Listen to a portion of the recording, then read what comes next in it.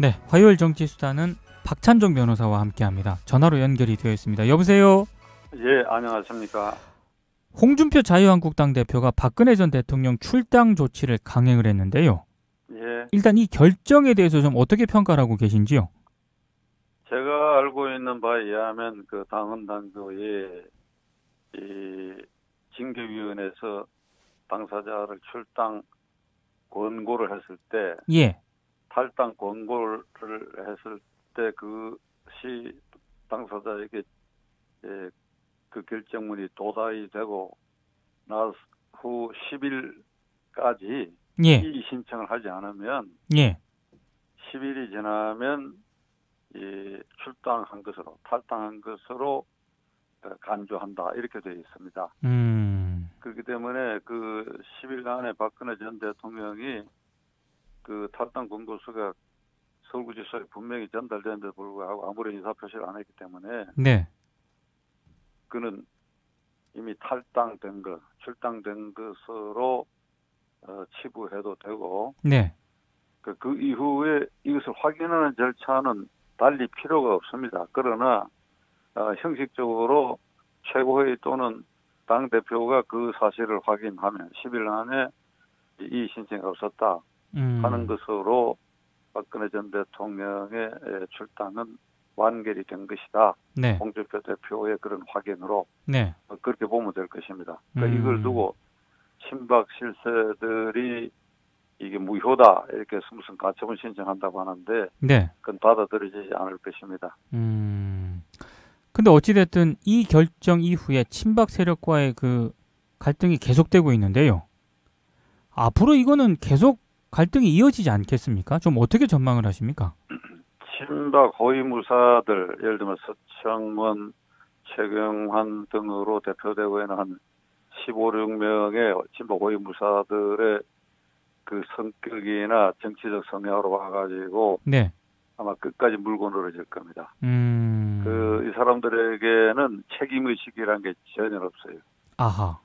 자기들이 이 박근혜 대통령의 그 배신자 찍어내기에 발을 맞춰가지고 작년 국회의원 선거 과정에서 칼춤 추고 그 민심을 이반시키고 이렇게 해서 과반수 의석이 확보한 의석을 절반에도 미치지 못하게끔 수도권에서 대패하게 한 그 방조, 어떤 의미에서는 박근혜 전 대통령의 공범적 관계에 있는데 네. 이 책임을 전혀 인식하지 못하고 있어요. 전혀 인식하지 못하고 있고 두 번째로는 내세우는 게 의리를 내세워요. 대표적으로 서청원 의원 같은 이가 의리를 내세워가지고 다시 국회에 복귀하는 그런 과정을 밟았는데 의리를 내세운 이 사람들이 박근혜 대통령이 탄핵당하고 구속되고 그 초췌한 모습으로 법정에서 재판받고 이런 걸 보고도 누구 하나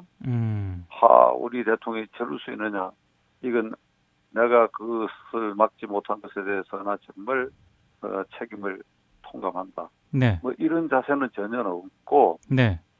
살아남기 위해서 위원직을 유지하고 살아남기 위해서 그런 이른바 그런 자기들 입으로 내세웠던 의리는 내팽개치고 그저 이 당의 이런 분탕질을 이렇게 계속하고 있는데 이거는 국민의 입장에서 보면 문재인 대통령이 지금 6개월을 넘겼습니다. 예.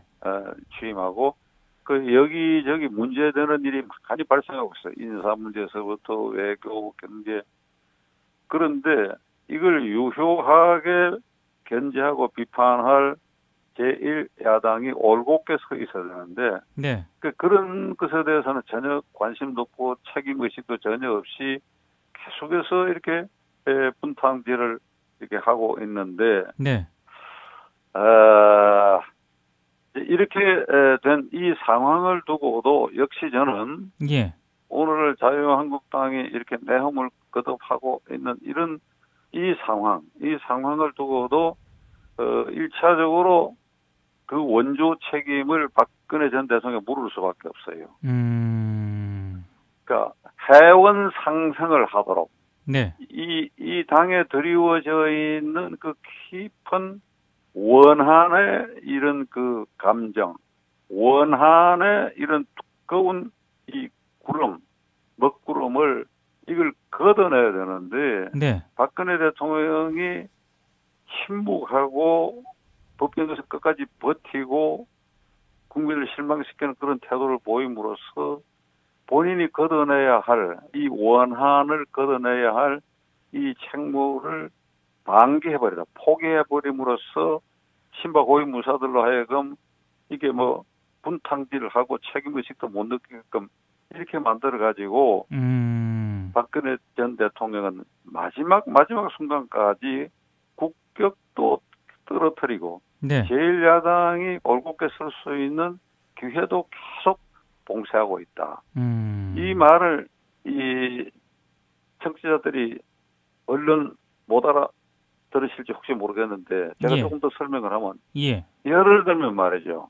노무현 전 대통령의 경우에 그게 박연차 게이트 사건 수사 진행 중에 스스로 목숨을 끊었지 않습니까? 예. 근데 사실상 유언으로 뭘 남겼는가 하면 누구도 원망하지 마라. 그리고 서러워하지 마라. 모든 것은 내 책임이다. 그 예. 수사 과정에 검찰에 출두해서도 그 얘기를 했어요. 모든 것은 내 책임이다. 내가 모든 것을 지고 간다. 그래서 스스로 목숨을 끊었어요. 네. 그 최고 지도자였던 사람이 스스로 목숨을 끊었기 때문에 그 모든 원한을 본인이 안고 저 세상으로 간 겁니다. 그래서 해원을 해버린 거예요. 예. 그래가지고 잠시 노무현 지지 세력인 친노는 패족이 됐다고 하지만은 9년 만에 찬란하게 부활해가지고 예. 본인이 젊어서부터 대통령 꿈이라고 하는 꿈도 안 꾼 문재인 씨가 네. 대통령에 당선되는 이런 어떻게 보면 기적 같은 일이 벌어졌다고. 이게 다 노무현 대통령이 그 대통령 자신과 그 주변 그리고 그 정권에 안겨졌던 여러 부정적 요소를 다 내 책임이다 그러고 이걸 안고 가버렸단 말이에요. 예. 그렇게 해서 모든 원한, 그 정권, 그 대통령에게 쏠려있던 그 원한을 본인 스스로 다 풀어버렸다. 예. 그 해원을 했다. 원한을 예. 풀었다. 그래서 그 지지 세력들이 살아났다. 예. 그 다음에 또 하나 거슬러서 예를 들자면 전두환 씨와 노태우 씨 관계입니다. 예. 87년 6.29 선언회라고 하는 것은 그 당시로는 그 대통령 후보로 지명됐던 노태우 후보의 결단에 의한 것으로 나도 그렇게 알았지. 나도. 네. 사실 속은 건데. 예. 근데 전두환 씨가 노태우 후보를 불러가지고 나를 밟고 가라. 나를. 국민 여론이 대통령 직선제니까 당신의 이름으로 이걸 받아들여라. 나를 밟고 가라.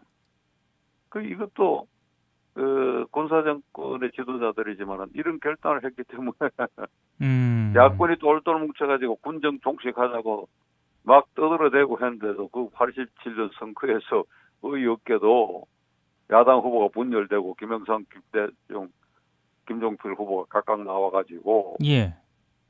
30%밖에 얻지 못한 노태우 후보를 덜커덕 당선시켰잖아요. 이것도 어떤 의미에서는 그 앞에 지도자가 모습을 짐을 지겠다라고 한 데서 비롯됐는데, 예. 그러니까 박근혜 대통령과 친박 고위무사 그룹과의 사이에는 이걸 한 공동체를 묶고 봤을 때 이런 게 전혀 보이질 않아. 이렇게 전혀 보이지 않아가지고 이게 계속해서 애를 먹일 것 같아요. 예. 그러나 뭐 이렇게 늘 떠내려갈 수는 없겠지요. 이게 이제 언젠가는 매듭이 지어지는데 그만큼 힘들고 시간 걸리고 시리멸렬하고 이걸 추스려 가기에는 정말 어렵고 힘든 과정을 밟아야 될 것이다. 근데 일단 바른정당 탈당파 의원들이 자유한국당으로 복귀를 하지 않았습니까? 예. 외형적으로는 지금 자유한국당이 굉장히 지금 커지는 그런 양상인데 예. 내부를 보면은 또 홍준표 대표 지지하는 의원들도 있을 거고 또 김무성 의원 또 이런 바른정당파들이 있을 거고 또 친박 세력도 있을 거고 굉장히 복잡하거든요. 네. 자유한국당이 이게 보수의 중심으로 다시 재건이 될 수 있을까요? 이게 말이지. 예. 바른당 의원 뭐 9명이 가가지고 자유한국당의 과반수가 넘는다 그러면 예. 이건 또 국면이 또 다르죠. 국면이. 네. 그 정치라고 하는 건 명분과 세라고 하는데 예. 아무리 명분이 나빠도 세가 압도적으로 이런 일로 해서 압도적으로 과반수 이상 넘어가 버리면 네. 그건 뭐 문제가 또 다르죠. 그런데 그거 가봐야 과반수 안 되잖아요. 그렇죠. 그 바른당 나머지 의원들까지 다 가도 과반수가 안 된다고. 네. 일당은 되겠죠. 나머지 11명까지 그걸로 다 가버린다고 한다면 그 더불어민주당보다 의원수가 많은 일당은 되면 과반수가 안 된단 말이죠. 그러니까 이게 명분 면에서 이런 경우에는 명분이 중요한데 예. 바른당 의원 9명, 김무성 의원 등 9명 이건 말이 안 되는 짓들을 하고 있는 거예요. 도대체 이러려고 그럼 한국당을 뛰쳐나왔습니까? 이러려고 뛰쳐나올 때 왜 뛰쳐나왔어요? 그렇게 야단 법석이 아무리 명분 없는 짓이고 예. 그리고 전당대회 진행 중에 이렇게 하는 법이 죄를 뿌리는 법이 어디 있습니까? 그렇죠. 유승민 의원 등이 전당대회에 나온 사람들이 전당대회를 해서 지도 체결을 다시 하고 그런 과정을 통해 가지고 한국당하고도 합당할 명분을 만들고 이렇게 얘기를 하고 있지 않습니까? 예. 합당할 명분이라는 것은 박근혜 대통령 그림자주의고 친박 호위무사를 어떻게 정리하고 이런 게 남아 있는데 예. 이거 이 진행 중에 이런 식으로 죄를 뿌리고 간다고 하는 이건 도대체 도의상에 있을 수 없는 일이다 이거예요. 그리고 지금 자유한국당이 황골 탈퇴하고는 거리가 먼 그래서 알고 내용을 계속 겪고 있는 이런 상태에서 예. 무슨 명분으로 거기 가는 겁니까 그게? 저는 개인적으로 말이죠. 네. 이 현행 헌법을 개정하지 않고 이 헌법대로 헌법을 지켜 나가자 당분간 이런 주장을 계속해서 해왔는데 이번에 이걸 보고 예. 이 개헌해야 되겠다. 개헌. 아하. 왜냐면 국회의원이라는 걸 임기 4년에 국회에 뽑아놓으면 뽑힌 국회의원이 무슨 짓을 하더라도 유권자가 어떻게 할 방법이 없어. 대통령, 국무위원, 법관 뭐 이런 사람들은 탄핵 절차라도 있어가 이번에 박근혜 대통령처럼 탄핵이라도 하는 그런 방법이라도 있었는데 국회의원에서는 이런 방법이 없어 이게. 예. 그 국회 안에 무슨 제명 절차 같은 건데 그건 절대로 지금까지 한 번도 해본 일도 없고. 네. 네? 그 4년 동안 마구제비로 여기 갔다 저기 갔다 철새 노릇을 하든지 명분에 어긋나는 일을 하든지 우리가 남이가 이렇게 하면 그 임기는 보장되고 이거 대체 난장판 아니냐 이 말 이 사람들이. 네. 그리고 김무성 의원 등 9명에 대해서 내가 묻고자 하는데 그들은 헌법 46조에 있는 국회의원의 기본적 직무 자율권을 이해하고 있느냐. 국가 이익을 우선하여 양심에 따라 직무를 행한다. 그들이 지금 이번에 양심에 따라 직무를 행한 것이냐 이게? 이게 무슨 짓이냐 이 말이야. 네. 그러니까 우리가 소수파로 이렇게 있으면 이게 이제 낙동강 오리알 될 위험이 있고 그리고 독불장군 소리 듣게 된다 그러는데 국회의원은 독불장군 소리 들어야 돼요. 독불장군 소리 들어야 돼요. 나도 네. 독불장군 소리 들었던 사람 중에 하나인데 예. 요새 보니까 뭐 잔류파를 비판하는 일부 여론 중에는 뭐 유승민이가 독불장군이다 이렇게 하는데 독불장군이 돼야 돼요. 독불장군. 역사는 항상 독불장군이 만들어낸 거 아닙니까? 네. 충무공 이순신 장군은 독불장군 아닙니까? 어? 윤봉길 의사나 이봉창 의사, 안중근 의사나 독불장군 아닙니까? 남들은 감히 목숨을 걸고 할 생각 안 했는데 혼자 그런 생각을 했잖아요. 예. 마찬가지로 그 명분이 확실하게 움직여야 하도록 강제되어 있는 조항이 헌법 46조에 있는 국회의원의 이 직무에 관한 조항입니다. 예. 그 기왕에 좋은 마음으로 잘해보자고 자유한국당을 뛰쳐나왔다고 한다면 그걸 상당 기간 동안 그걸 유지를 하면서 예. 그렇게 해서 서로 경쟁하고 자유한국당이 황굴 탈 때도 계속 압력을 가하고 그런 과정에서 문재인 대통령 하는 일에 견제하고 브레이크를 걸리면 그건 정책 협의를 통해서 할 수 있고 이런 길을 가야지 이게 그렇죠. 뭐 매일 어떻게 하면 내가 살아남느냐 여기만 골몰을 하다 보니까 국회의원 본연의 임무도 방기해버리고 네. 국민에 대한 직무유기 행위고 무슨 방법이 있으면 이 9명을 파면했으면 좋겠는데 아니 헌법재판소에서 대통령 박근혜를 파면한다. 재판장 예. 이정미 재판관이 딱 그렇게 해서 가슴이 뜨끔하고 찡하더라고. 예. 그러니까 대통령 국무위원 법관에 대해서는 그런 절차가 있는데 국회의원에 대해서는 그게 없다고. 국회의원 아무개를 파면한다. 이런 거 뭐 있어야 될 것 같아 이게. 아하. 알겠습니다. 변호사님 오늘 시간 관계 때문에 여기까지 말씀드려야 될 것 같습니다. 아니 벌써 시간이 다 지나갔어요? 예. 알겠습니다. 다음에 네, 또 한번 감사합니다. 얘기 듣도록 하겠습니다. 네, 고맙습니다. 박찬종 변호사였습니다.